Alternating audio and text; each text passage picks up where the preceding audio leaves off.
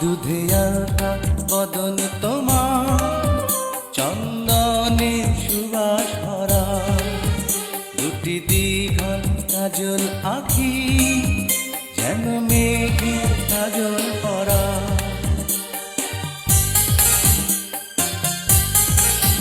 দুধে আলতা বদন তোমার, চন্দনের সুবাস ভরা, দুটি দীঘল কাজল আঁখি, যেন মেঘে কাজল পরা।